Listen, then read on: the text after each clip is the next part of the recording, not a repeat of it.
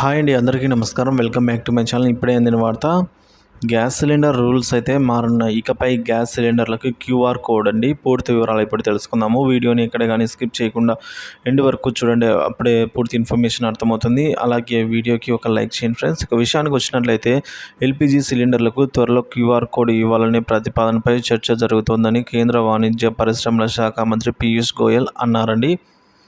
Gas సరఫరాలో అవకతవకలను తగ్గించేందుకు వంట గ్యాస్ సిలిండర్ల ట్రాకింగ్ కోసం ఏజెన్సీల ఇన్వెంటరీ నిర్వహణకు ఎల్పిజి గ్యాస్లకైతే ఈ విధంగా ఇది ఎంతో ఉపయోగపడుతుందనేది మంత్రి తెలిపారు. గ్యాస్ సిలిండర్లకు క్యూఆర్ కోడ్ ముసాయిదాను గ్యాస్ సిలిండర్ రూల్స్ జీసీఆర్లో పొందుపరిచినట్లుగా మంత్రి చెప్పారు.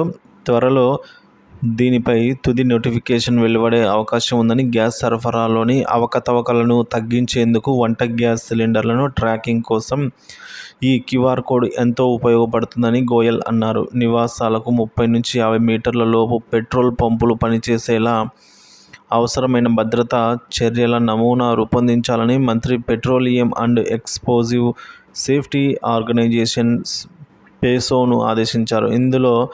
ఇందుకోసం కేంద్ర కాలుష్య నియంత్రణ మండలి పీసీసీబీ మార్గదర్శకాలను పాటించాలని తెలిపారు. పరిశ్రమ ప్రోత్సాహకం అంతర్గత వాణిజ్య విభాగం డిపిఐఐటి కింద పనిచేసే పేసో 1884 ఎక్స్ప్లోజివ్ చట్టం, 1934 పెట్రోలియం చట్టం నిబంధనలను నియంత్రించే కీలక బాధ్యతను పర్యవేక్షిస్తుంది.